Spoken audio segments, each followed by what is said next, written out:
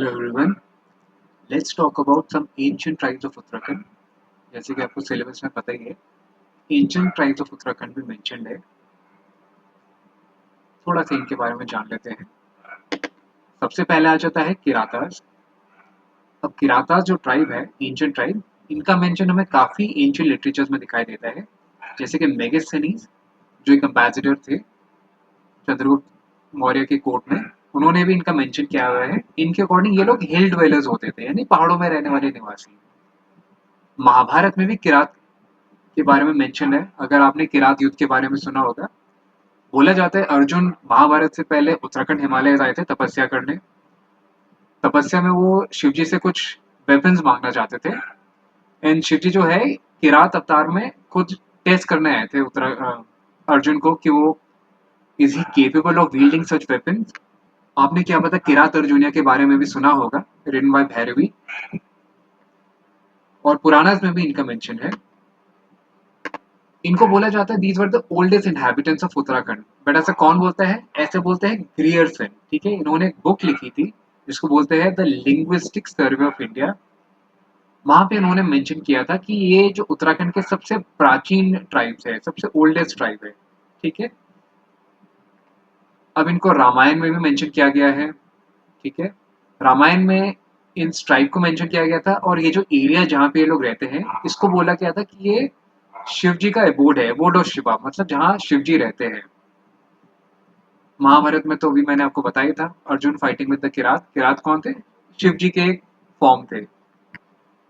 और ये युद्ध, किरात युद्ध हुआ कहाँ पे था? ये बोला गया है कि ये श्रीनगर के पास हुआ था। श्रीनगर अपना उत्तराखंड का श्रीनगर, नॉट कश्मीर वाला श्रीनगर। एंड इस एरिया को भी बोलते हैं शिव प्रयाग।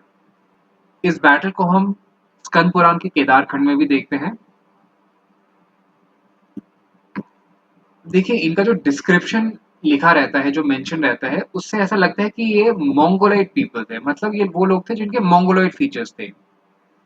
जैसे कि कुछ पहाड़ी लोगों के होते हैं, जैसे टिबेटन लोगों के, कुछ नेपाल में लोग जो लोग रहते हैं, नॉर्थ ईस्ट में जो लोग रहते हैं, उनके जो फेशियल फीचर्स होते हैं उनको मोंगोलाइट फीचर्स बोलते हैं।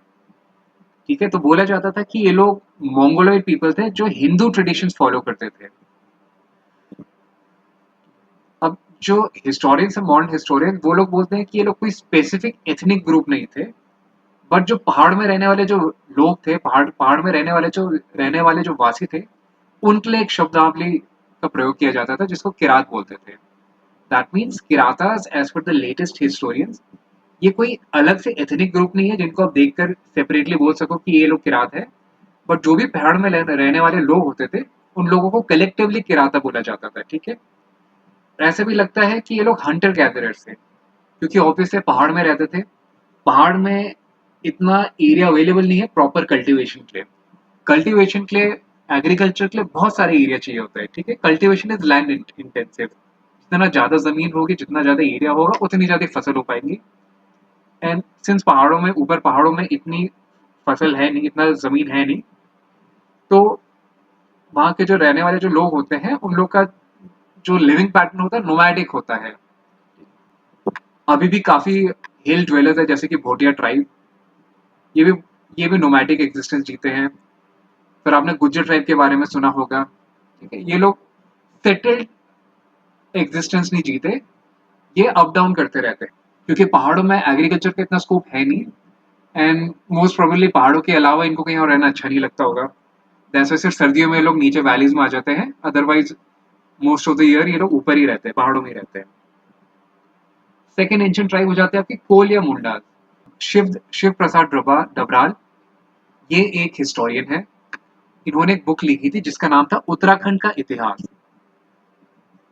इस बुक में इन्होंने बोल रखा है कि कोल और मुंडा जो है, ये ओल्डेस्ट ट्राइब है। अब देखिए, एग्जामिनेशन पॉइंट ऑफ व्यू से ये करेक्ट आंसर है। ठीक है, दो ऊपर ग्रेड सर ने बोल रखा है कि किरात सबसे ओल्डेस्ट ट्राइब थे। बट अगर आप एग्जामिनेशन पॉइंट ऑफ व्यू से देखो, जैसे यूके पीस का पीवाई क्यूज भी आप खुल के देखेंगे, तो कोल या मुंडाज इन लोग को बोला जाता है कि these are the oldest tribe of Uttarakhand. Okay, कुछ स्कॉलर्स का मानना है कि ये लोग निग्रीटो और ऑस्ट्रोलाइट के मिक्सचर्स हैं।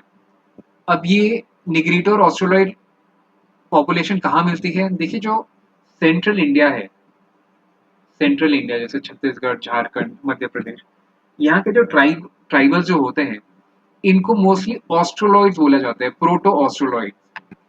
और निग्रिटो उन ट्राइब्स को बोला जाता है जो जिनका अफ्रीका से लेना देना है, एंड ऑस्ट्रोलॉइड भी जैसे नाम लग रहा है सुनने में कि ऑस्ट्रेलिया से कुछ लेना देना है। अब आप लोग सोच रहे होंगे ऑस्ट्रेलिया इतना दूर है, उनका यहाँ से क्या कनेक्शन? तो देखिए एक टाइम बोला जाता है कि इंडिया जो सब कॉन्टिनेंट था, वो उसका कनेक्शन ऑस्ट्रेलिया से था। जैसे ये ऑस्ट्रेलिया है, ये इंडिया है, एंड इवन अभी भी जो प्लेट टेक्टोनिक्स में देखा जाए तो इंडो ऑस्ट्रिक प्लेट बोला जाता है कि ये पूरा का पूरा प्लेट कनेक्टेड है, जुड़ा हुआ है, बस वाटर बॉडी से सेपरेट हो रखा है। एक टाइम में क्या पता जब ये दोनों जो कॉन्टिनेंट्स है ये दोनों आसपास रहे होंगे, तो ये कॉन्टिनेंटल ड्रिफ्ट से पहले, तब क्या पता ट्रांस यहाँ से उधर ट्रांसमाइग्रेशन हो गया होगा। अच्छा, स्कॉलर्स का ये भी मानना है कि इनिशियली ये लोग पूरे नॉर्थ इंडिया में बसते थे, उसके बाद इनको द्रविडियंस जो थे, द्रविडियंस ने इनको हिमालयस की तरफ पुश कर दिया था। ठीक है, उसके बाद आर्यंस आए और आर्यंस ने द्रविडियंस को खुद साउथ पुश कर दिया था। आज के टाइम पे ये लोग कहाँ मिलते हैं? ये लोग टिबेटन बॉर्डर्स में मिल जाते हैं उत्तराखंड के। अब ये भी बोला जाता है कि कोल जो थे ये किरातास के साथ कॉन्फ्लिक्ट में आ गए थे। ठीक है, किरात जो हमने अभी ऊपर ही पढ़ा, माउंटेड ड्वेलर्स जो थे। ठीक है, जब कोल को द्रविडियंस ने ऊपर भेजा तो यहाँ पे इनका सामना किसके साथ हो गया? किरात के साथ हो गया। किरातों ने उनको और हिमालय के और ऊपर इनएक्सेसिबल एरियाज में भेज दिया, इसीलिए आज के जमाने में वो तिब्बत के बॉर्डर्स में रहते हैं। ठीक है, उसके बाद किराते उसको खुद जो खस थे, अभी खस पॉपुलेशन इसके बारे में भी पढ़ेंगे, ये एक और एंशिएंट ट्राइब है। उसके बाद किरातों को खुद इन लोगों ने कहीं और ऊपर पहाड़ों में भेज दिया, जहाँ पे इन्होंने कोल, जहाँ पे किरातास ने पहले कोल्स को भेजा था, और तब कोल किरातास ने फाइनली कोल्स को खत्म कर दिया था, कोल्स की पावर खत्म कर दी थी। सॉरी, पॉपुलेशन खत्म तो नहीं करी, बट उनकी पॉलिटिकल पावर खत्म कर दी थी। अब नेक्स्ट ट्राइब है दरद या खस, खस पॉपुलेशन। अगर आपने ह्यूमन ज्योग्राफी पढ़ा है तो आपने एक टर्म सुना होगा, डरड पॉपुलेशन। ये एक लिंग्विस्टिक ग्रुप होता है। तो ये उन लोगों को बोला जाता है जो historically Iran, central Asia, Afghanistan ऐसे एरिया से आए हुए हैं। ठीक है, तो देखिए इतिहासकार मानते हैं कि दरद और खस लोग, ये लोग ईरान या अफगानिस्तान से आए थे। Doctor Ajay Rawat prominent historian है, आप में से कोई उनके बुक्स भी रेफर कर रहे होंगे यूके पीसीएस के लिए। उनका मानना है कि ये अफगानिस्तान और सेंट्रल एशिया से आए थे वाया कश्मीर। अच्छा, जब ये इंडिया आए, उत्तराखंड आए, तो इनका सीधा सामना हो गया किरात के खिलाफ। और अभी हमने पढ़ा ही था, किरात ने जो है अभी रिसेंटली कोल और मुंडास को ऊपर धकेल दिया था हिमालयस में, इनएक्सेसिबल हिमालयस में। अब खस ने आके किरात को हरा दिया और इनको ऊपर भेज दिया। अब स्लोली जो खस जो थे वो यहीं पर ही रह के आर्यनाइज होने लग गए थे। दैट मीन जो एग्जिस्टिंग वैदिक ट्रेडिशंस थे उनको इन्होंने अडॉप्ट कर लिया था, क्योंकि बोला जाता है कि जो सेंट्रल एशिया के जो लोग हैं उनके अपने कल्चर नहीं होते। इवन टिल डेट आप अभी भी देख सकते हैं, तो सेंट्रल एशियन कंट्रीज है जैसे कजाकिस्तान, उज्बेकिस्तान वगैरह, तो ये काफी एक तरह से नोमैटिक एग्जिस्टेंस जीते हैं। बहुत ही टफ टेरेन है, बहुत ही एक तरीके से हार्डी एग्जिस्टेंस होता है इन लोगों का। और इन्होंने हमेशा दूसरे कल्चर्स को फॉलो किया है। बीच में इन्होंने बुद्धिज्म अडॉप्ट किया था, उसका जब इस्लाम आया तो इन्होंने इस्लाम अडॉप्ट कर दिया। तो वैसे ही जब ये सेम लोग जब इंडिया आए थे, तो फिर यहाँ पे भी इन लोगों ने इंडियन ट्रेडिशन अडॉप्ट कर दिए थे। सिमिलर अगर आपने कुशांस के बारे में सुना होगा, कनिष्का जो कनिष्का जिस डायनेस्टी से बिलोंग करते थे, ये लोग भी उसी एरिया से आए थे, और जब ये इंडिया आए थे तो इन्होंने इंडिया के कस्टम्स एंड ट्रेडिशन फॉलो कर दिए थे। पहले शैव थे, फिर वैष्णव थे, फिर लास्ट में कनिष्क जो थे वो महायान बुद्धिज्म में कन्वर्ट हो गए थे। अब बोला जाता है कि जो खस पॉपुलेशन है हिमालय से इनने फैलना शुरू किया, और ये plains of Ganga, Ganga southern plateau तक चले गए। इनको एंशिएंट एपिक्स में भी मेंशन किया गया, जैसे कि महाभारत। बोला जाता है कि इन्होंने महाभारत में युधिष्ठिर के साइड से लड़ाई लड़ी थी। राहुल संकृतियान नामक एक हिस्टोरियन है, आप में से जिन्होंने भी बीपीएससी दिया होगा या बिहार के लिए पढ़ा होगा, उन्होंने इनका नाम पक्का सुना होगा। ये बहुत ही प्रोमिनेंट फ्रीडम फाइटर थे और स्कॉलर भी थे। इनका मानना है कि खस जो थे ये शब्द थे, अगर आपने एंशिएंट हिस्ट्री पढ़ा है तो आपने शक नाम सुना होगा। जब मौर्यन एम्पायर कोलैप्स हुआ था तो उसके बाद काफी सेंट्रल एशियन ट्राइब्स ने इंडिया में आना शुरू कर दिया था। ठीक है, जैसे इंडो ग्रीक्स आए थे, इंडो ग्रीक्स के बाद पार्थियंस आए थे, शक्स आए थे, फिर कुशान्स आए थे। तो इनका मानना है कि खस जो थे, और खस और शक दोनों सेम ही है। ठीक है, क्योंकि इनका प्रोफेशन भी सेम ही था। सॉरी, नॉट किरातास, खस। ठीक है, और ये दिखते भी खस जैसे ही थे। अब what do you mean by look the same as Khas? अभी हम नोटिस करेंगे जैसे जो पहाड़ी एरियाज है, जैसे जम्मू एंड कश्मीर, ठीक है, हिमाचल प्रदेश, उत्तराखंड, इन सम पार्ट ऑफ नेपाल, आप कंटिन्यूसली देखना, अगर इनके पहाड़ी एरिया नोटिस करोगे तो ये बहुत सिमिलर लुकिंग लोग होते हैं। सेम अगर आप और उससे क्या कहते हैं वेस्ट साइड जाओ तो अफगानिस्तान, ईरान, तो इनके फेशियल फीचर्स काफी मिलते हैं। तो दिस इज वाई राहुल संकृतिया ने थ्योरी देखी कि ये सब दिखने में बहुत सिमिलर है, क्या पता ये लोग शक हो। ठीक है, but at the same way जो ये अर्लियर थ्योरी जो हमने ले रखी है कि ये लोग ईरान अफगानिस्तान से थे, ये भी सच है, ये भी सच हो सकती है। ठीक है, तो दिस इज अ थ्योरी जो राहुल संकृतिया ने दी थी। ठीक है, बट इस थ्योरी को डिबंक कैसे कर सकते हैं कि जो राहुल संकृतिया ने दिया कि ये लोग शक थे? देखिए, शक के आने से भी पहले जो हिमालयन बेल्ट था, कश्मीर से लेकर वेस्टर्न नेपाल, जो हमने यहाँ पे भी देखा, इस एरिया को ही खोला जाता था खस देश या लैंड ऑफ खस, यानी जहां जिस एरिया में खस लोग निवास करते हैं। भगवत पुराण में भी इस एरिया को खस बोला जाता है। ठीक है, स्कंद पुराण में भी हिमाचल और उत्तराखंड को केदारे खस मंडल बोला जाता था। ठीक है, तो दैट मीन्स कि जो राहुल संकृतिया ने थ्योरी दी कि शक और खस सेम है, कहीं ना कहीं थोड़ा एक तरह से इसको एविडेंस सपोर्ट नहीं कर पाता।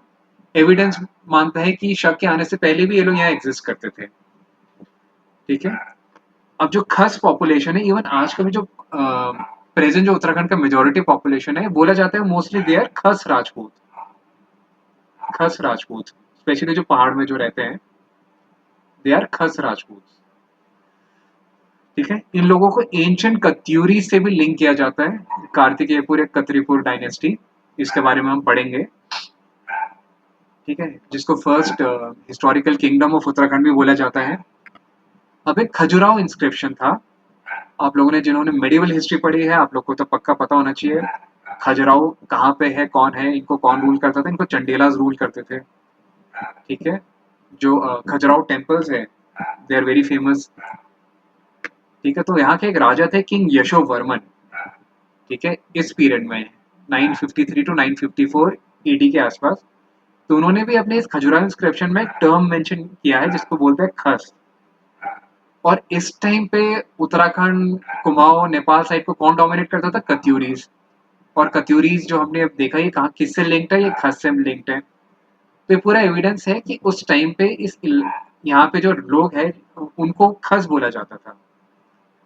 ठीक है, सिमिलरली जो पाल इंस्क्रिप्शन है, आपने अगेन जिन्होंने मेडिवल हिस्ट्री पढ़ा है, आप लोगों ने पक्का ट्राईपार्टाइट स्ट्रगल पढ़ा होगा, जो पाल राष्ट्रकूटास और प्रतिहार्स के बीच में जो फाइट हुई थी for the control of north India, specially Kannauj.